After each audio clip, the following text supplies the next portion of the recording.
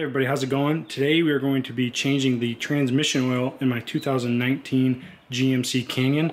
This vehicle is equipped with the 8-speed transmission, and I'm going to walk you through on how to drop the pan, replace the filter, change the fluid in the pan, reinstall everything, and then check the level in the transmission to make sure you have the correct amount of fluid in the transmission. The 8-speed transmission uses a special synthetic low viscosity automatic transmission fluid, and this is what GM recommends. This is the synthetic LV ATF HP, the blue label. There is a black label of this same fluid out there, but that is not the one you want. I will post a part number to this fluid in the description box below so that you can find it. I got it on Amazon. There were some issues with fluid in these transmissions that was causing some torque converter problems with moisture buildup and torque converter shutter early on in the manufacture of the 8-speed transmission. This new fluid is supposed to mitigate that problem. My truck, when I bought it, is a 2019. I checked with the dealership to make sure that it had the TSB performed, that is the transmission fluid flush, where they hook up a transfer pump on the coolant lines and everything involved with the transmission, and that pumps out all the old fluid, flushes it out, and then they reinstall the new low viscosity ATF. I'm going to be using this. Now, this process is not a full transmission oil change. This is only going to get about half the transmission oil out of there. Half of it is encapsulated in the torque converter, and the other half is just in the pan, which is what we're going to do today. So I don't recommend doing a full flush in your garage at home unless you have the correct type of pumps and things like that. If you're looking to do a full flush, I would take it to either a dealership or a reputable transmission shop. But since we're just changing the pan oil, this is easy enough to do in your garage. I also have the transmission filter that we are going to replace. I'll show you how to do that. I'll post the part number to this in the description box below as well. To make this process a little easier, I bought this fluid transfer pump from Harbor Freight. This transmission does not have a traditional drain plug, and I'll get underneath here in a minute and show you. Instead, you have to drop the pan to get the oil out. Now, on the right side of the transmission, about halfway up, there is a fill plug, which is what we're going to use to empty and fill the transmission pan using this pump. If you have the V6, the exhaust pipes have a pipe that go underneath the transmission pan, and you have to loosen them at the cat flanges and loosen one of the brackets underneath the vehicle, and I'll show you how that's all done just so you can get the pan off. Otherwise, there's not enough clearance. You're going to need some torque wrenches. I have an inch-pound wrench and a torque foot-pound wrench here. Just know you're going to need that. You're going to need some assorted sockets and things like that as well. I did buy a new pair of the exhaust gaskets for the cat flanges just in case I damage one when I'm doing that. Pretty much what you see here is what you're going to need. I have a nice little document that I printed out with the procedure. I subscribed to a online service manual for the GMC Canyon and Chevy Colorado. That's where I got these cool little pictures. I'll see if I can upload this onto like a document sharing website and post it in the link just so you can have this, something nice to print off when you're doing it for yourself. Anyways, without further ado, let's get underneath the vehicle and see what's going on, and then we'll start working. So I'm on the passenger side of the vehicle right now, and I'm looking at one of the exhaust pipes here. This is coming off from the catalytic converter. This is one that we're going to have to loosen and remove the bolts and the nuts on to kind of move this out of the way. This is the transmission pan right here, which is held on with 10mm bolts. And you can see this pipe goes across and it goes right underneath the pan. So on the other side of the transmission, there's a flange just like this with the catalytic converter coming down from the engine that we'll also have to loosen on that side to get enough clearance to pull the pan out and get it out of the way. There's also this bracket here, which connects to the exhaust pipe coming backwards from the pan. There's two bolts holding it on. We'll loosen that as well and take the bolts out. That way we can drop this exhaust pipe down and get it kind of out of the way to give us some clearance to drop the pan. So this transmission does not have a conventional drain plug. Instead, you have to drop the entire pan to get the fluid out of it. Or if you have a fluid transfer pump like I do, you can siphon the fluid out of this fill plug on the passenger side right here. It's very tight, I'm trying to get to it, but this is a plastic plug that will pop out and remove, and then we'll insert our transfer pump hose down in there and we'll pump out the fluid.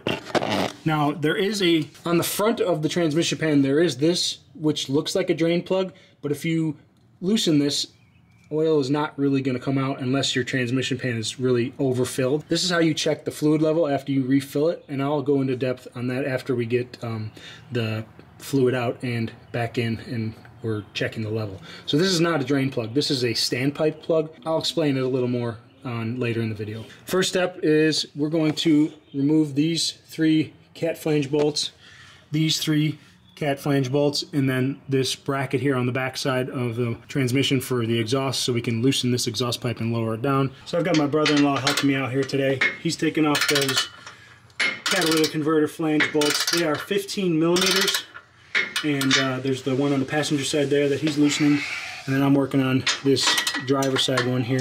Now my truck is South Carolina, North Carolina. It's never seen much snow and salt and rust, so these are not that bad to get off, but if you're up north, you probably need to soak these in penetrating oil for a bit and hit them with the impact to get them loose.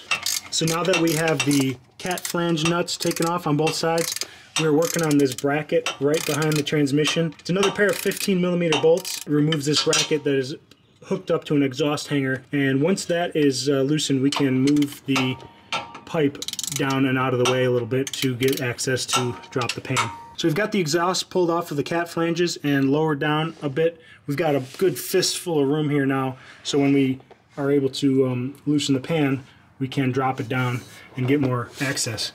So there's just enough you know, flex in this joint back here that allows you to drop it. We've got that side loosened up and dropped off of the cat flange. And now we are going to pump the fluid out of the transmission. All right, so I'm over here on the passenger side of the transmission. We're able to kind of slide this exhaust pipe over to get more access up to this plug. Get some more light. So here's the plug on the top of the transmission. And you need to pop that plug out, and that's where you can insert the fluid transfer hose and pump the fluid out. I'm just going to use a pair of needle nose pliers to pop that plug out. Ooh. It appears my transmission seems to be a little overfilled. So this was pretty surprising for me to see oil coming out of this fill plug when I popped it open. And everything I've read for this transmission is that there should not be oil coming out of that when you open it up, unless it's massively overfilled. Now, I didn't notice the vehicle driving strangely. I've had it for a few years now. It's got about 24,000-ish miles, and it wasn't like shifting weird or anything like that. I was just doing the video for video purposes, but it should not have this much oil in it. I should have opened the standpipe drain plug on the bottom of the transmission that I showed you earlier in the video and let whatever excess was in there come out before I did this, but I didn't realize it at the time, so maybe do that first before you pop the fill plug. So apparently my transmission had way too much fluid in it. I've got the transfer pump down in there now, and I'm pumping the fluid out into a container to get the level lowered down. My brother-in-law's on the other end of the transfer pump holding it into a container. So we pumped out all the fluid till we were sucking air, and now I'm removing this fluid transfer pipe, and we're going to start dropping the pan now. So now that we have the fluid out of the transmission, we're going to remove the 10 millimeter bolts all around the outside.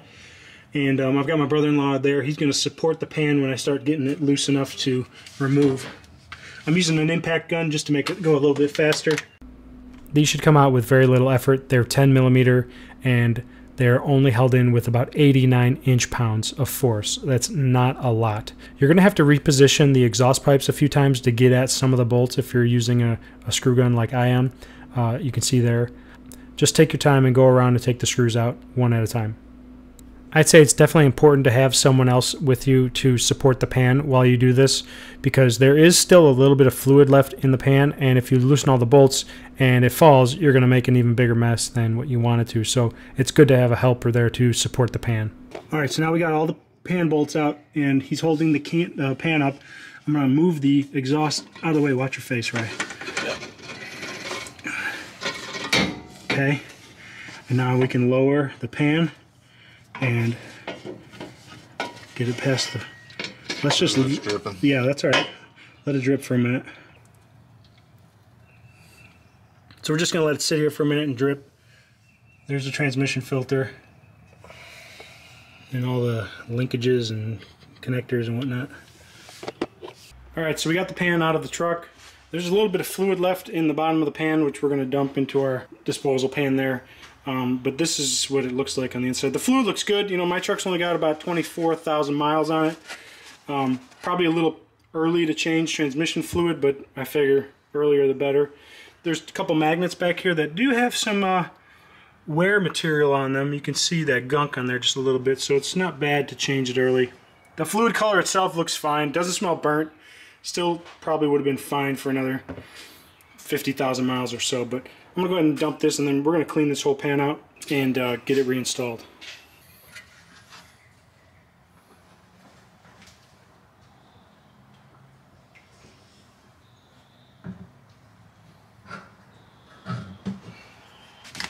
These magnets do come out, and you can clean them off completely and then put them back in when your pan's nice and clean. Try to show a close-up of this magnet. It's got some gunk on it. It's normal. Just breaking material. Doesn't look too excessive.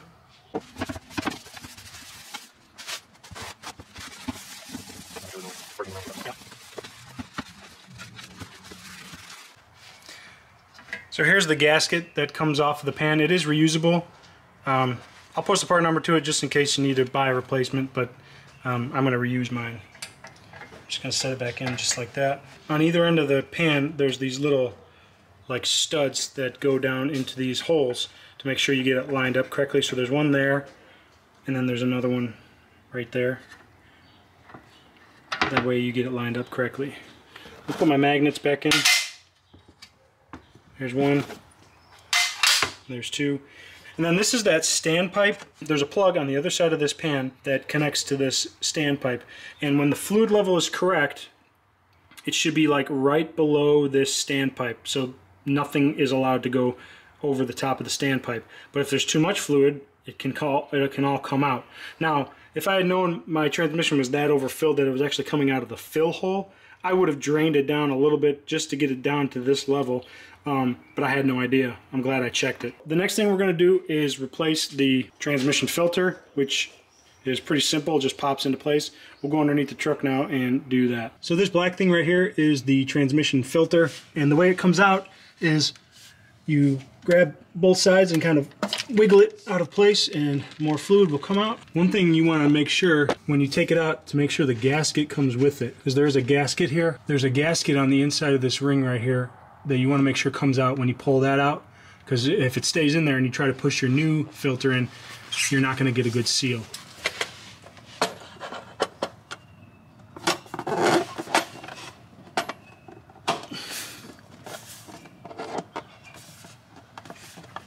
And it just sits in there just like that. Make sure it's nice and solid.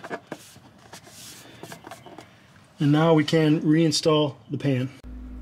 When reinstalling the pan, just get the bolts snugged up very, very loosely, because there is a certain order that you need to tighten the bolts in to the full torque spec, and it's imperative that you follow this so you get an even torque distribution around the entire pan. Alright, so we got the pan back in place. We're going to tighten up the bolts on the transmission pan. The torque is 89 inch-pounds. I did not have an inch-pound wrench when I was thinking about doing this, so I did buy one. I'll post a link to the one I bought in the description so you can get one for yourself. There is a pattern to tightening the bolts. I'll post a picture of it in the description box below, but you want to do a crisscross pattern so that you are tightening the pan evenly to the transmission.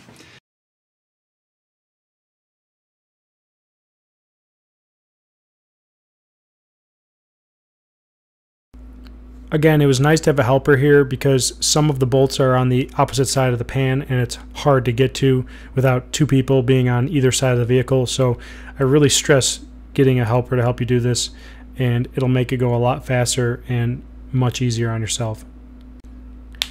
The torque spec for these is 89 inch-pounds. It's not a lot of torque.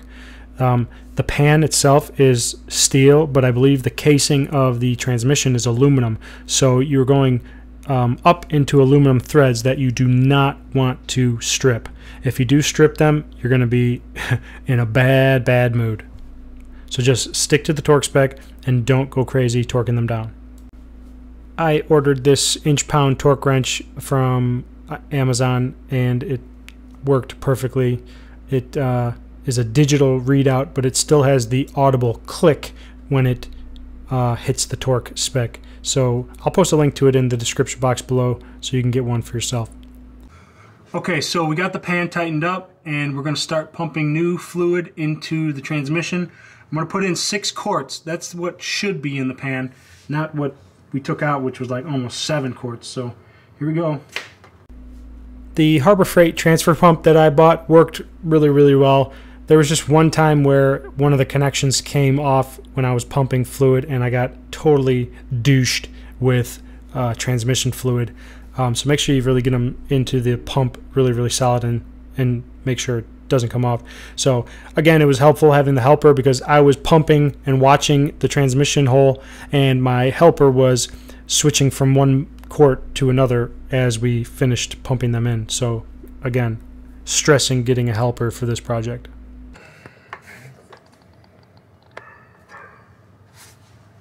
Okay, we're filled up and we are going to start the transmission level check process. But first we're going to tighten up the bolts on all these exhaust pipes. So we're going to go ahead and reinstall all these exhaust pipes.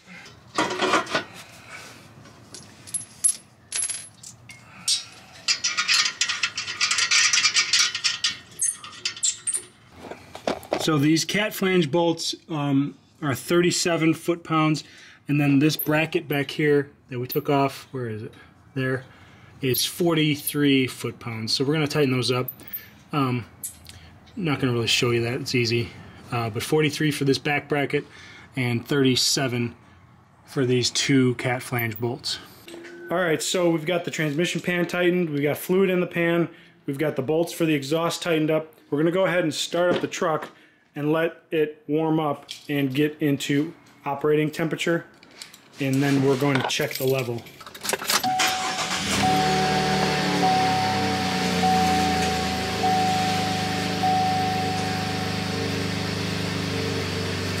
So I'm going to go ahead and go to the screen that says transmission temperature, and I'm going to leave it there for a while and let it warm up.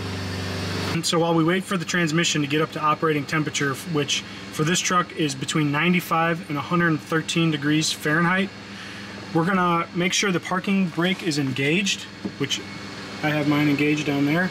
Then make sure your foot is on the brake, and then we're gonna shift through each gear here on the stick and hold each one for 3 seconds and work our way down, and then work our way back up to park, and just let that cycle one time.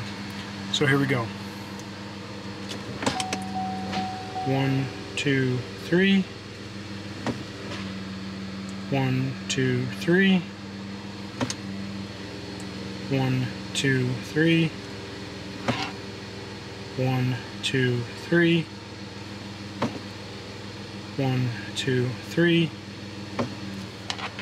1, 2, 3. 1, 2, 3.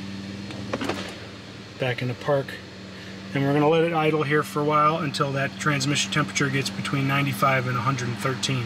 Alright, so we've been idling for a few minutes. We're at 98 degrees, which is just above the minimum temperature to check the level, so I think we're good. I'm going to go underneath now and remove that standpipe bolt and see where the level is.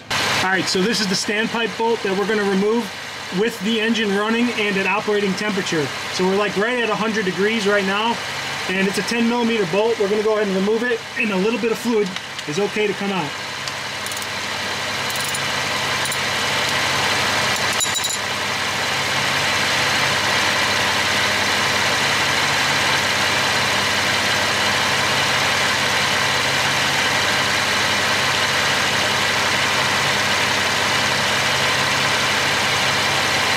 So we're just barely dripping right now, which means that the fluid is perfectly filled. There's just a hair drip coming out of it. I'm going to put the bolt back in and tighten it up.